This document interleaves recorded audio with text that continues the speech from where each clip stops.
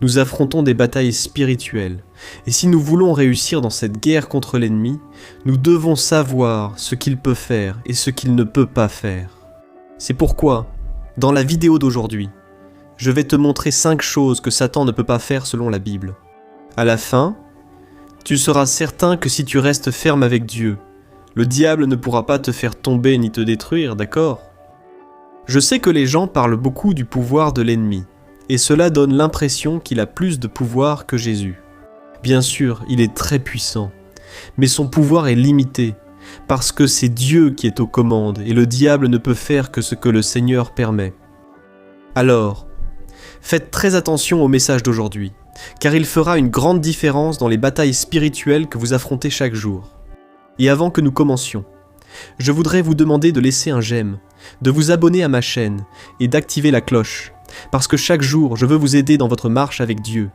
Amen. Alors allons-y. Premièrement, Satan ne peut pas te tenter sans la permission de Dieu. Je veux lire avec toi un passage très connu qui se trouve dans Matthieu chapitre 4. Il est écrit ainsi. Jésus fut conduit par l'Esprit dans le désert pour être tenté par le diable. Après avoir jeûné 40 jours et 40 nuits, il eut faim. Le tentateur s'approcha de lui et dit « Si tu es le Fils de Dieu, ordonne que ces pierres deviennent des pains. » Regardez cela, frères. Jésus est allé dans le désert pour passer du temps seul avec son Père et se préparer à ses 3 ans et demi de ministère. Et à la fin des 40 jours de jeûne, qui vient le tenter ? Satan. Le diable voulait que Jésus satisfasse sa faim, qui était un désir naturel de la chair à ce moment-là. Et il lui a dit « Transformar as pedras em pães. » Le Christ a résisté, parce qu'il savait que cette décision montrerait qu'il ne faisait pas confiance au Père. Et de la même manière, aujourd'hui, il continue de nous tenter. Mais, comme je l'ai dit, il ne peut le faire que si Dieu le permet. Et Dieu ne le permet que lorsqu'il sait que nous pouvons résister. Voyons ce que dit la Bible. Aucune tentation ne vous est survenue qui ne soit humaine. Et Dieu est fidèle. Il ne permettra pas que vous soyez tentés au-delà de ce que vous pouvez supporter. Mais avec la tentation, il préparera aussi le moyen d'en sortir afin que vous puissiez la supporter. La deuxième chose, Satan ne peut pas lire vos pensées. Une erreur très courante que les chrétiens commettent souvent est de penser que le diable a le pouvoir de lire nos pensées et de découvrir ce que nous pensons. Et, à cause de cela, beaucoup vivent dans la peur et vont même jusqu'à tomber en dépression. Mais sachez une chose, aussi observateur et attentif que soit l'ennemi, il ne peut pas lire nos pensées. Lisons ce que la Bible dit dans le premier livre des rois. « Écoute depuis les cieux, du lieu de ta demeure, pardonne et agis, traite chacun selon ce qu'il mérite, puisque tu connais son cœur. Oui, seul le Seigneur connaît le cœur de l'homme. Regardez cela, frères, seul Dieu sait ce qui se passe dans l'esprit de l'être humain. Il connaît chacune de nos pensées, même les plus intimes.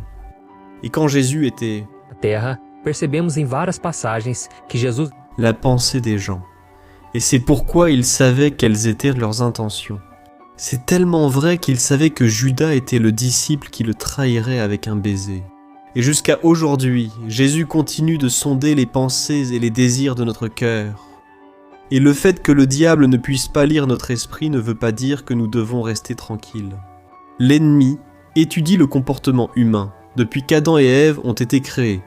Et c'est pourquoi il sait très bien comment chacun de nous a l'habitude d'agir face aux situations. Il connaît notre nature pécheresse. Et c'est pourquoi il arrive à prévoir si nous sommes sur le point de succomber à la tentation ou de faire de mauvais choix. C'est pour cela que la Bible dit qu'il est comme un lion et qu'il rôde autour de nous, cherchant qui il pourra dévorer. Alors sois très vigilant, d'accord ? Troisièmement, Satan ne peut pas te forcer à pécher. Une autre chose que Satan ne peut pas faire, c'est nous forcer à commettre un péché. Lisons ce que la Bible dit dans Jacques chapitre 4. Quand quelqu'un est tenté, il ne doit jamais dire « Je suis tenté par Dieu », car Dieu ne peut pas être tenté par le mal, et il ne tente personne. Mais chacun est tenté quand il est attiré et séduit par sa propre convoitise. Alors la convoitise, après avoir conçu, donne naissance au péché, et le péché, une fois consommé, engendre la mort. Cela montre que la tentation vient à cause de nos désirs pécheurs. Mais tu dois savoir une chose, être tenté n'est pas un péché. Le péché, c'est de succomber à la tentation, en faisant ce que Dieu n'approuve pas. Et Satan peut même contrôler l'esprit et le cœur des personnes qui ne se sont pas complètement livrées à Jésus. Mais nous, qui sommes chrétiens et vivons sous la grâce de Dieu, nous ne pouvons pas être forcés par l'ennemi à pécher. Alors dans ce cas, pourquoi péchons-nous encore ? À cause de nous-mêmes, à cause de notre chair, de nos faiblesses, de nos désirs, et parce que nous ne cherchons pas Dieu comme nous le devrions. Et Jésus a dit que toute personne qui vit dans le péché devient esclave du péché. Alors, nous devons faire très attention à ne pas retourner à notre ancienne vie, celle que nous avions avant, d'accord ? Quatrièmement, Satan ne peut pas te faire souffrir sans la permission de Dieu. Tu te rappelles l'histoire de Job ? La Bible dit que Job était intègre, craignait Dieu et s'éloignait du mal. Dieu lui-même a dit que Job était l'homme le plus pieux et le plus droit qui ait vécu sur terre à son époque, et selon le contexte biblique. Un certain jour, il y eut une réunion dans les régions célestes, et les anges de Dieu vinrent se présenter devant le Seigneur. Mais au milieu d'eux se trouvait aussi Satan. Il a dit qu'il avait observé Job et a demandé à lui infliger de la souffrance, car il pensait que Job n'était fidèle à Dieu que parce qu'il était très riche et béni. Autrement dit, Satan accusait Job d'agir par intérêt et que s'il perdait tout, il blasphémerait sûrement contre Dieu. Alors le Seigneur a permis à Satan de mettre Job à l'épreuve, en lui donnant la possibilité de toucher à tout ce qu'il possédait, sauf à sa vie. Alors, avec la permission de Dieu, Job a perdu tous ses troupeaux et ses serviteurs ont été tués. Et, comme si cela ne suffisait pas, ses enfants, qui étaient réunis dans la maison du plus jeune frère, sont morts lorsqu'un vent très fort a soufflé sur la maison où ils se trouvaient, et la maison s'est effondrée sur eux. Job est resté ferme jusqu'à la fin, et Dieu lui a rendu tout ce qu'il avait perdu, et lui a même donné le double.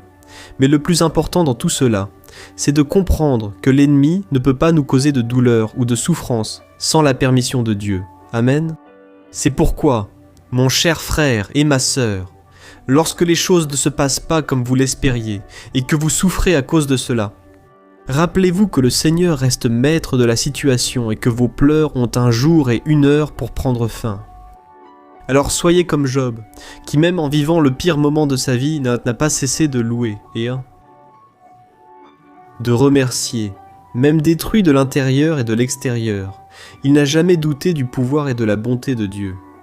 La cinquième chose, c'est que Satan ne peut pas t'empêcher d'être sauvé.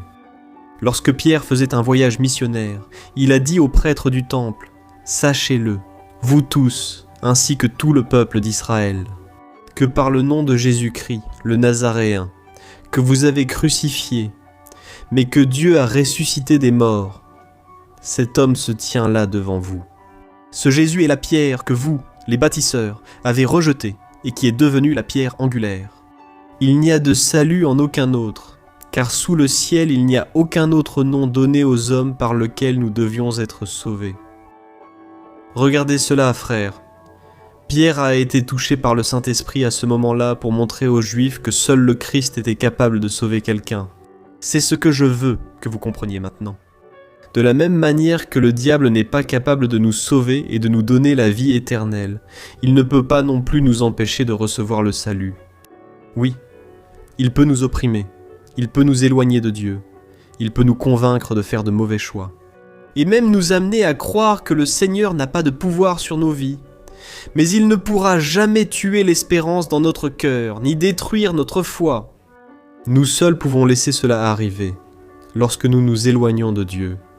C'est pourquoi, mon frère, ne te laisse pas tromper lorsque les gens te disent que tous les chemins mènent à Dieu et qu'à la fin tous seront sauvés, car seul Jésus est le chemin, la vérité et la vie. Amen. Alors, je veux que tu saches que, même si tu traverses un moment difficile, et que le diable souffle des mensonges dans ton esprit en te disant que Dieu n'existe pas ou qu'il ne se soucie pas de toi, ne perds pas ta foi dans le Seigneur, car il est le seul qui ne t'abandonnera jamais. Et il a déjà prouvé son grand amour en envoyant Jésus mourir sur la croix à ta place. Même si Satan a du pouvoir sur la terre et peut faire des choses terribles contre l'être humain, il est totalement limité, et ne peut pas toucher ceux qui sont nés de Dieu, car le Seigneur les protège. Alors mon cher frère, continue de rester ferme dans les voies du Seigneur, en obéissant à sa parole et en priant chaque jour. Ainsi, l'ennemi n'aura jamais de pouvoir sur ta vie. Amen. Je suis le pasteur Antonio Junior. Si tu as aimé ce message, je te demande de le partager avec tes amis et ta famille. Et je te donne rendez-vous dans la prochaine vidéo. Que Dieu te bénisse.